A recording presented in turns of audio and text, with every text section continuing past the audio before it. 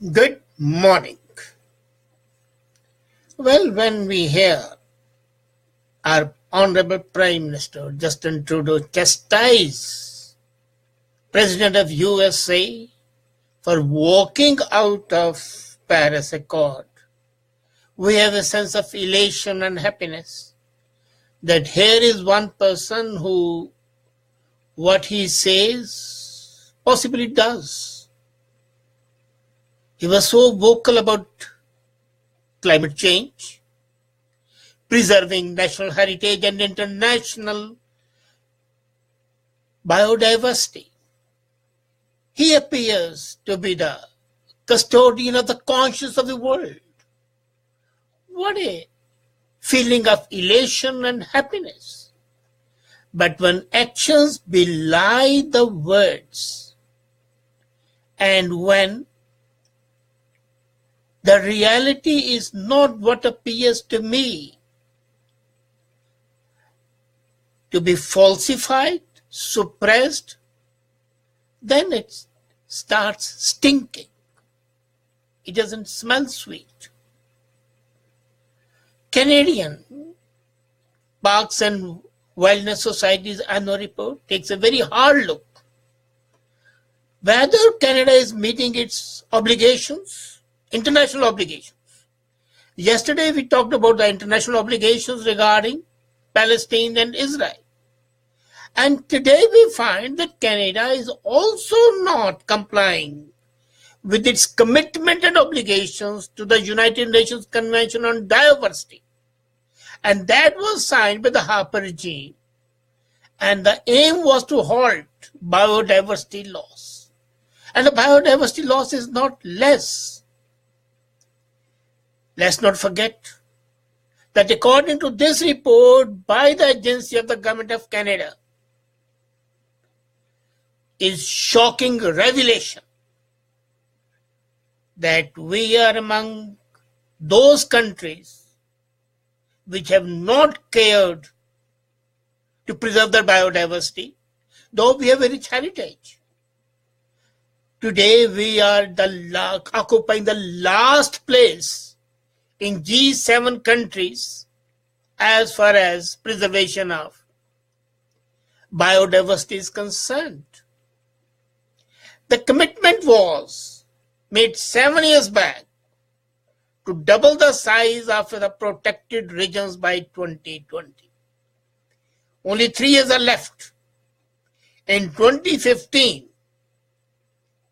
Canada was home to the world's forests and wetlands, and our percentage of the ownership was 20% of the Earth's forests and 24% of the wetlands, including the Saskatchewan River Delta, were in Canada.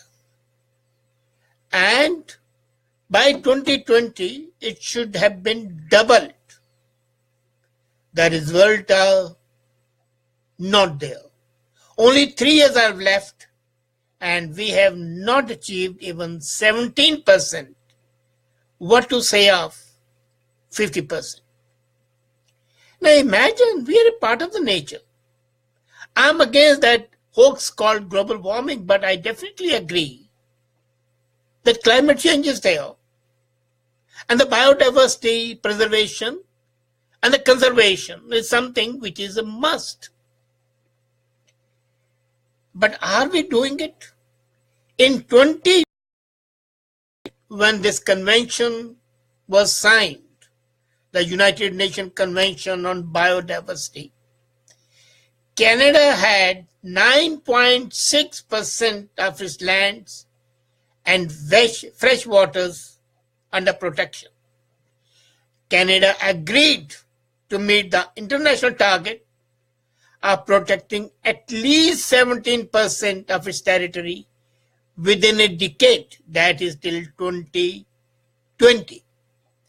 And just 3 years are left, and the amount of the water and the land protection has climbed only 1% instead of 17%. We were 9.6 in 2010, and we are 10.6 now. What a progress! And this puts us shamefully in the last place in the G7 countries. And we criticize USA. Shocking. Would you believe it? That USA is a leader and has protected 37.8% of its lands and water. 37.8%. And we are at 10.6%. Not even approximately one-third. Less than one-third. Approximately 26%. And we are behind USA and Germany, which are the leaders, as I said, with 37.8% of its land and water protected. Are you shocked? But you are still in for another shock. We are also behind China and Brazil.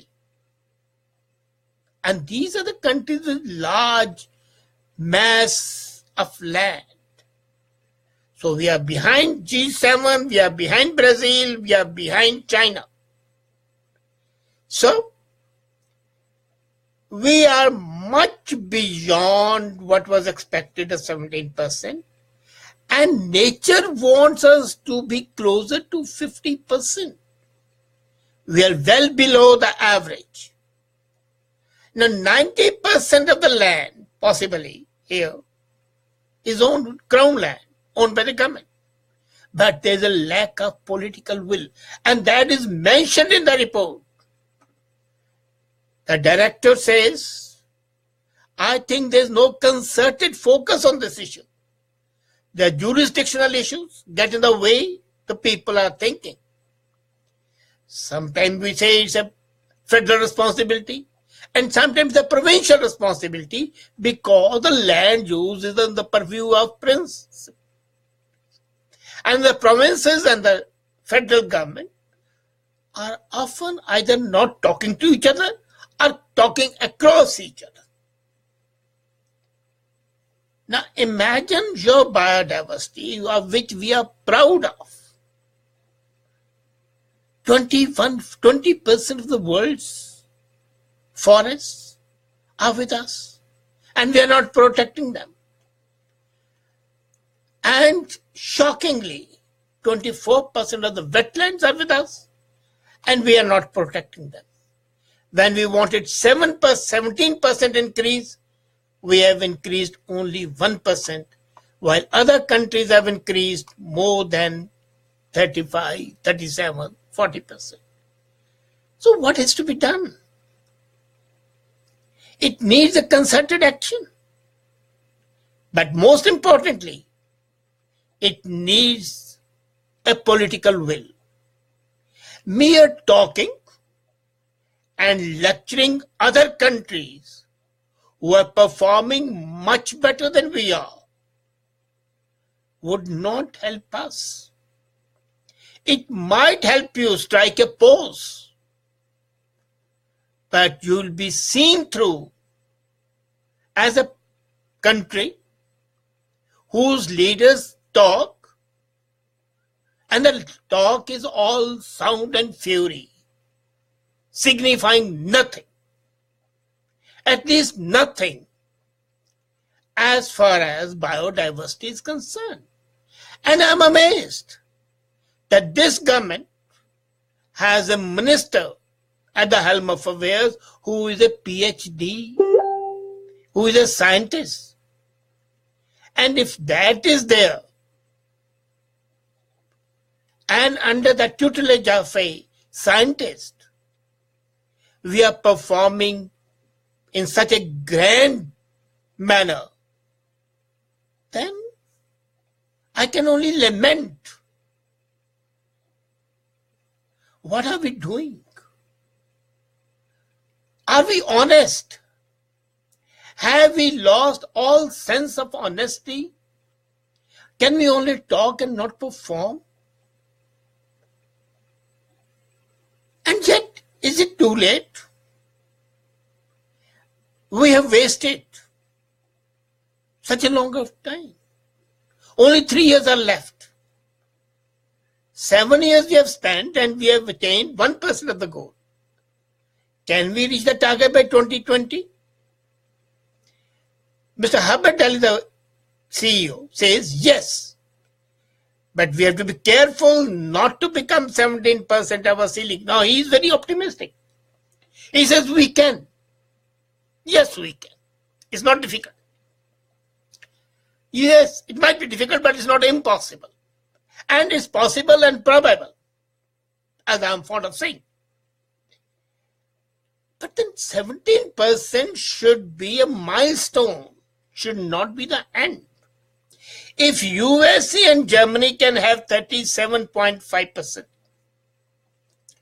why can Canada not have that, where the population is less and land mass is huge? Why cannot we have 50%? And if we have 50%, then we have earned a right to lecture others.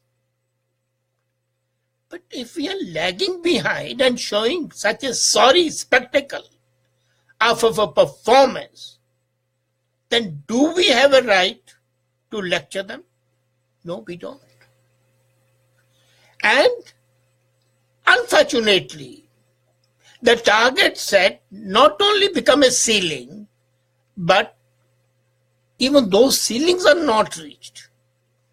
We need to set targets and ambitious targets. Now, if USA could achieve 37.5%, if Germany could achieve 37.5%, why did we achieve only 1%? As Herbert Daly says, it is sheer lack of political will. We have the capability, we have scientists, we have money, we have spent 500 billions on giving money abroad. I'll give you the details one day. Why cannot we spend that money and protect our heritage, protect our diversity, biodiversity I'm referring to, and so that we do not betray the trust that we have in our safe custody for the future generations. At present, we are not doing it. You see, preserving the biodiversity is important because all the migration that is taking place is because of the changes in the biodiversity. And if the biodiversity is not protected, many species would be lost. If we want to mitigate the impact of the climate change, we want to maintain our resilient ecosystems, we want to help plants, animals, and the habitats adapt to the changes, then it's imperative that we preserve our diversity, we enhance our biodiversity, and ensure that 17% is achieved. That is the prime in the next 3 years. And that 17% then becomes the baseline to reach the goal of 50%. Is this asking too much? My discussions with the scientists tell me, no, it's attainable, it's achievable. The only thing lacking, they say, is the political will that drive, not talk, but effective directions.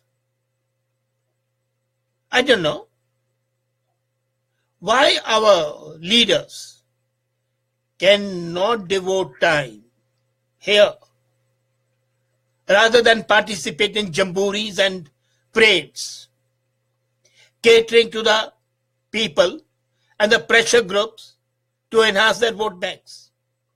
Let them do the work and the people automatically, without pandering to the baser instincts, would vote for them.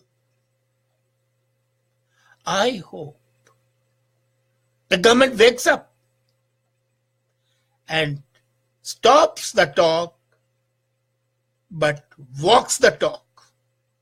The day it walks the talk, it shall have performed its job, and that will be the process and the beginning of making this country great.